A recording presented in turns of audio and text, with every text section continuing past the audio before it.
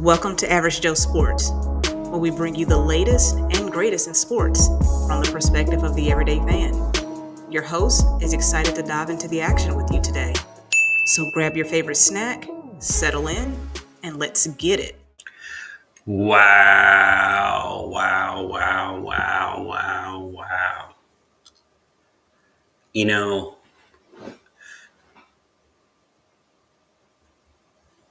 Big Blue is probably black and blue right about now because they got their butts spanked. Hey, man, it's your boy KJ with another episode of Average Joe Sports. Hey, I gotta tell you, man, if you missed the game of Texas against Michigan, you pretty much didn't miss anything. I could tell you in 2 seconds what happened. They got their butt spanked again, and that was pretty much it. I mean, and I get it. Second game of the season, but Michigan and the talent that they've amassed, both in the portal and recruiting, I expected something a little bit better than what they put on that field today. And, you know, all the flowers go out to Texas and Sark on the game plan that they were able to execute, not from an offensive standpoint, but also on a defensive standpoint. It wasn't. It was like Michigan playing a D2 school. I mean, man, it wasn't even close. So let me look at some stats real quick for you. Let me tell you about Michigan right here.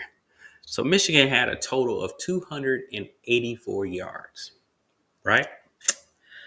80 of those yards were rushing.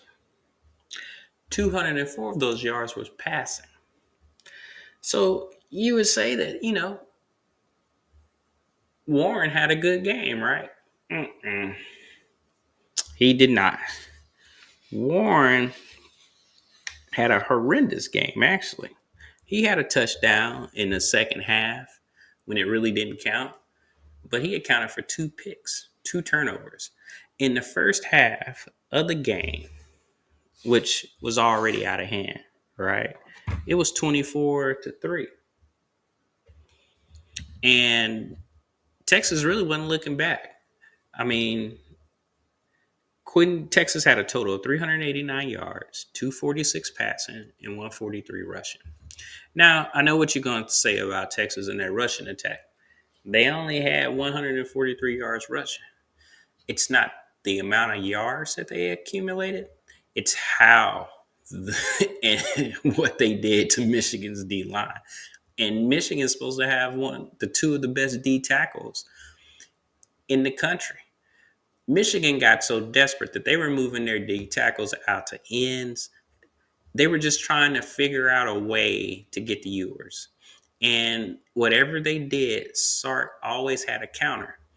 It was so bad that Texas were amassing all of these long drives and players were getting tired. The defense, they were gassed. And so now you got first year players out there, freshmen, trying to play in a pivotal game because your key players, they're gassed. And I think that going forward, this is going to be a problem for Michigan because, as you know, it's a copycat league, right? And coaches watch film.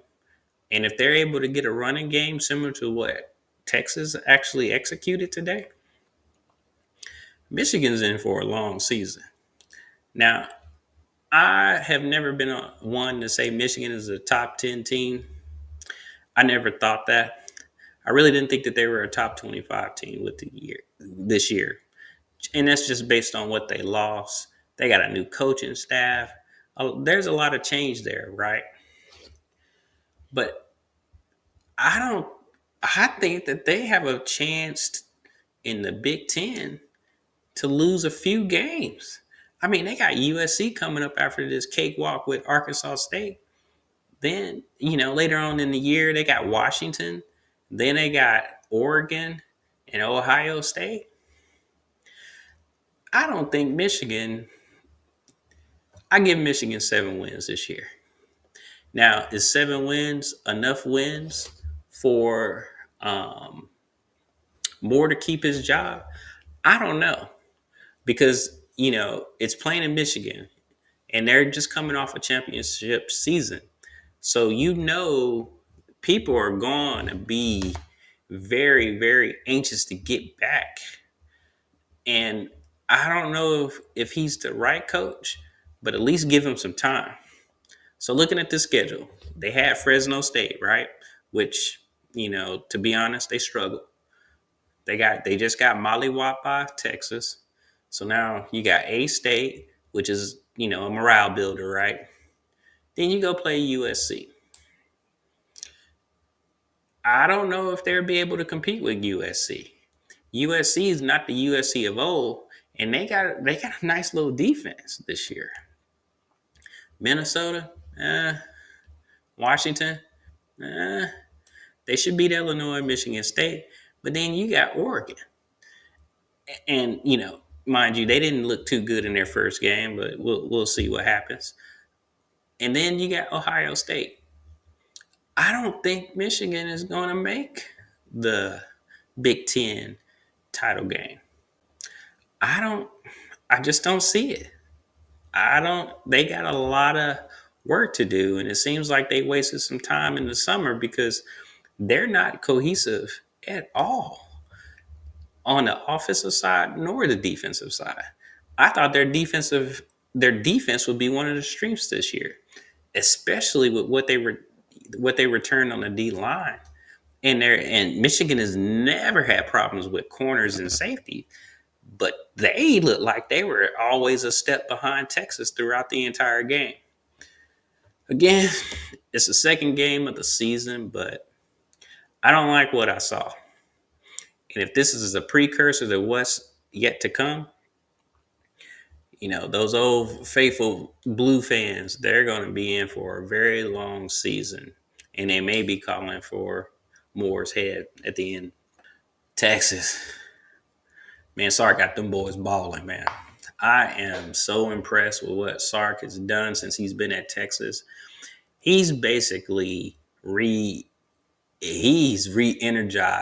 the Longhorn fans. And frankly, if you're a Georgia fan, you might be a little uneasy about Texas and how, they're rising, that cream is rising to the top, because I can tell you now, they look pretty dang good. Now, they got some holes in the defense, mind you. But on that I think by every game that they play, they're getting more and more comfortable with each other. And if you look at their schedule, they got a lot of games, a lot of time to build that trust with one another. They got UT San Antonio, University of Louisiana Monroe, and Mississippi State.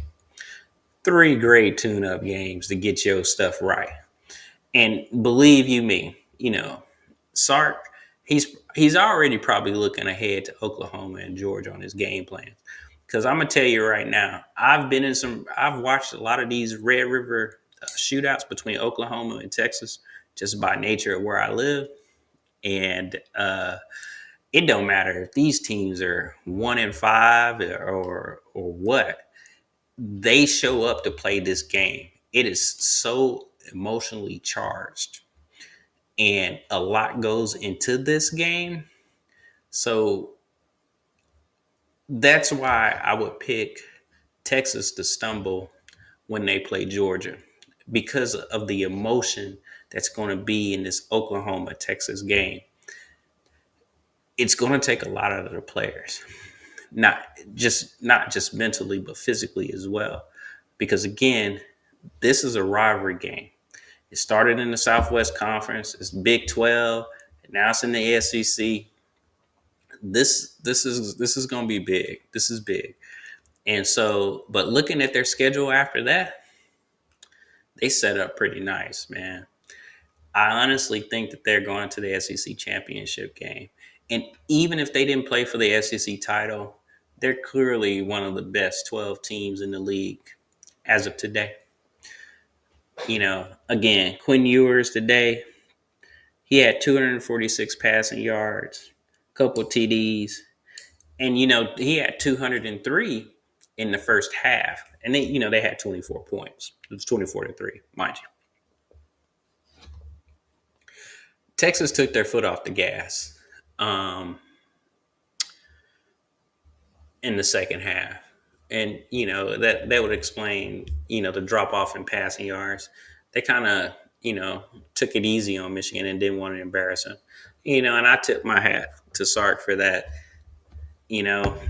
But again, even though they dialed it back, there was no doubt who the better team was on that field today, who was a better coach, and who had the better players.